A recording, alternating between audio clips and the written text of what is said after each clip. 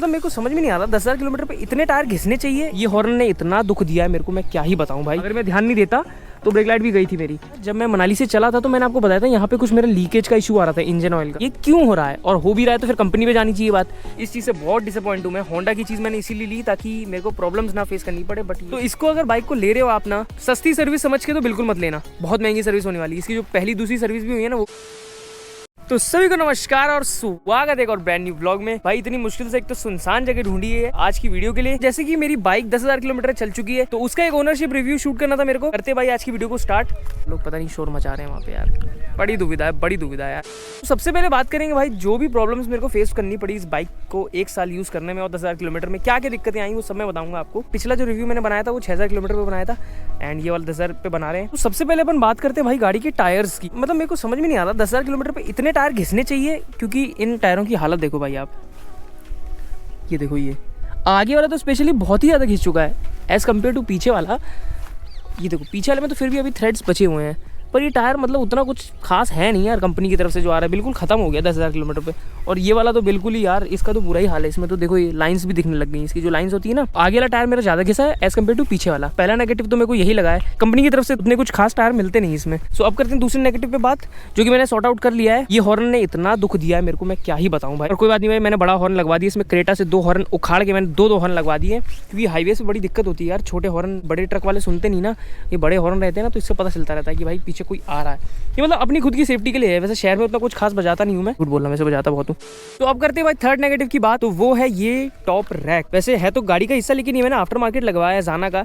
तो ये जो है ना भाई, ये इतना बेकार क्वालिटी का जाना ने बनाया। एक तो वैसे भी यहाँ 2 नट में कसा है ये, ठीक है। क्या हुआ इस बार जब मैं अपने फ्रेंड के साथ गया था ना मनाली, तो मैंने ये शेयर नहीं किया था उसमें वीडियो में क्या हुआ था उस समय। तो मैंने टॉप बॉक्स लगाया इसमें और ज्यादा कुछ सामान था भी नहीं टॉप बॉक्स में। इतना तो लोड लेना ही चाहिए कि लैपटॉप हो मेरा और सामान अमान हो और थोड़े बहुत कपड़े वपड़े हो, तो वो तो लोड ले। पर भाई साहब यहाँ से जो है ना ये बेंड हो गया था। तो ये आप ये समझो कि ये जो टॉप रैक है वो यहाँ तक आ गया था। ये गाड़ी की ब्रेक लाइट देख रहे हो, इस ब्रेक लाइट को यहाँ तक टच कर दिया था इसने ऑलमोस्ट, मतलब टूट ही गया था। समझो ब्रेक लाइट पे ऐसे प्रेशर आ गया था। अगर मैं ध्यान नहीं देता तो ब्रेक लाइट भी गई थी मेरी। तो ये जो टॉप रैक है जाना की तरफ से होंडा CB300F के लिए, वो बहुत बेकार क्वालिटी का। अगर ये कोई सोच रहा है टॉप रैक लगाने की तो भाई ये वर्थ नहीं है यार, क्योंकि ये टॉप रैक आई थी 3, 3.5, 4 हज़ार कुछ, एंड क्वालिटी वाइज बेकार है भाई। जरा सा लोड इसमें पड़ा और ये बेंड हो गया था। सो अब करते हैं फोर्थ नेगेटिव के ऊपर बात। वो है भाई इसका जो केवल एक स्टैंड आ रहा है ना, ये चीज दुखदायक है। अब पता चल चुका है मेरे को, क्योंकि भाई इसका जो चैन लूब और क्लीन करने में ना बहुत दिक्कत होती है भाई। वैसे भी एक तो 300 सीसी की बाइक है, जनरल बेसिस पे इसको 500, 600 किलोमीटर पे हमको क्लीन करके लूप करना होता है चेन को, पर वो चीज हो नहीं पाती भाई। अगर डबल स्टैंड दे देते ना इसमें तो बेस्ट होता भाई, बेस्ट। अब करते हैं अपन फिफ्थ नेगेटिव की, जो मैं सोच लूं जरा, याद नहीं आ रहा। फिफ्थ नेगेटिव अगर मैं बोलूं तो वो है जो मैंने HJG की लाइट से लगवाई थी ना, अभी फिलहाल के तौर पे मैंने हटा रखी है।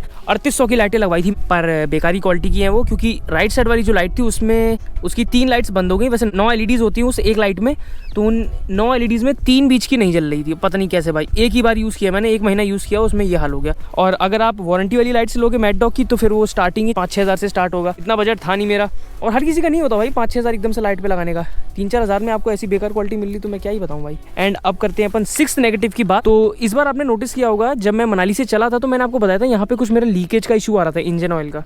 इधर से दिख रहा है, ये पता नहीं इसकी रबर से ना इंजन ऑयल लीक हो रहा है। इससे तो रबरिंग होती है इसकी, यहाँ से लीक हो गया था ऑयल इसका। फिर मैंने जब कंपनी से बात करी तो पहले उन्होंने मेरे से कहा कि ये आपका वारंटी में सही हो जाएगा। मैं आप ये समझो उस दिन मैं 3 घंटे बैठ रहा हूँ उनके शोरूम पे, होंडा बिग विंग पे ग्वालियर में। उन्होंने कहा कि ये हो जाएगा आपका वारंटी में, 200-300 रुपए का ये आता है। मेरे को एग्जैक्ट याद नहीं आ रहा प्राइस उसका। तो ये था कि पैसे लग रहे हैं तो कोई दिक्कत नहीं है, बट ये क्यों हो रहा है और हो भी रहा है तो फिर कंपनी पे जानी चाहिए बात कि कंपनी की तरफ से फॉल्ट है। तो उन्होंने 3 घंटा बिठाया, फिर 3 घंटे के बाद कहते कि भैया ये वारंटी में कवर नहीं होगा। अब मेरा दिमाग खराब, मैंने कहा 3 घंटे आपने बिठाए भी रखा और ये वारंटी में कवर भी नहीं हो रहा है, तो क्या मतलब है भाई। ये इस चीज़ से बहुत डिसअपॉइंट हूँ मैं। होंडा की चीज़ मैंने इसीलिए ली ताकि मेरे को प्रॉब्लम्स ना फेस करनी पड़े, बट ये चीज़ दिक्कत बहुत कर रही थी। फिर मैंने कहा कि भाई चेंज कर दो आप जो भी है। अभी तो फिलहाल नहीं लीकेज हो रहा है इसमें, पर आगे होगा तो मैं फिर बता ही दूंगा आप लोगों को। 5th नेगेटिव हो गया ना, 5th था कि 6th था भाई, याद भी नहीं आ रहा तो मेरे को।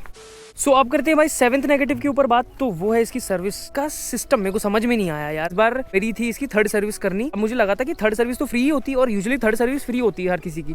4th या 5th के बाद पैसे लगने स्टार्ट होते हैं, लेबर चार्ज की बात कर रहा हूँ मैं। तो 3rd सर्विस के लिए मैं गया तो उन्होंने कहा कि भैया आपकी गाड़ी को 1 साल से थोड़ा ज़्यादा हो गया है तो आपको लेबर चार्ज भी देना पड़ेगा। भाई ये चीज़ तो मेरे को दिमाग ही खराब करती, क्योंकि फिर इसका जो बिल बैठा है वो बैठा है 3000 रुपये लेबर चार्ज के साथ। तो क्या ही बताऊँ भाई, इतनी क्या महंगी सर्विस है यार। मेरे को नेगेटिव ही लग रहा है भाई, 7th नेगेटिव यही होगा कि भाई इसकी जो सर्विस है बहुत महंगी है भाई, बहुत ही ज़्यादा। लेकिन जितनी मैंने गाड़ियाँ अभी तक ओन करी उसमें तो ऐसा कभी नहीं था कि भाई आपको 1 साल से पहले में आपको मतलब फ्री होगी आपकी सर्विस। अब इसकी पेड ही सर्विस है सारी, तो इतना ही लगेगा पैसा मेरे हिसाब से 3000 के करीब करीब। तो इसको अगर बाइक को ले रहे हो आप ना सस्ती सर्विस समझ के तो बिल्कुल मत लेना, बहुत महंगी सर्विस होने वाली है। इसकी जो पहली दूसरी सर्विस भी हुई है ना वो भी 1800, 1900, 2000 के करीब हुई है। इतनी बाइक तो नहीं है बिल्कुल यार भाई। 300 सीसी ऐसे ही नहीं दे दिया कंपनी ने भाई, महंगा है भाई, बहुत महंगा है सौदा इसका। अब मैं पिछले नेगेटिव पॉइंट्स ना रिपीट नहीं करूंगा इसमें कि इसका कंफर्ट बेकार है, इसका लाइट्स बेकार है, ये सब चीज़ें मैं पहले भी बता चुका हूँ और हर किसी को पता भी है। तो यहाँ तक कि मैंने सारे नेगेटिव्स के कवर कर दिए हैं जो इस बार मेरे को फेस करने पड़े हैं। अब करते हैं अपन पॉजिटिव की बात।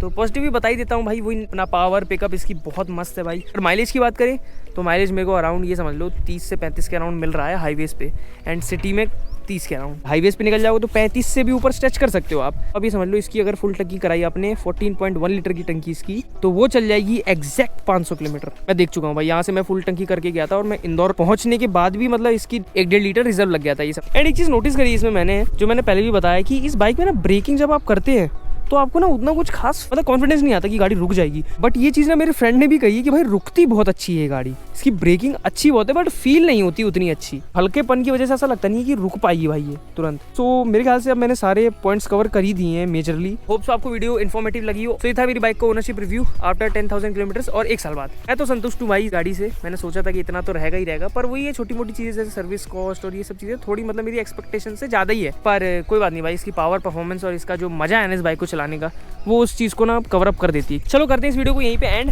होप्स आपको वीडियो पसंद आए तो give it a thumbs up. Channel पे नए हो सब्सक्राइब जरूर से करना। फिर मिलेंगे किसी को नए व्लॉग में, तब तक के लिए टेक केयर और बाय बाय।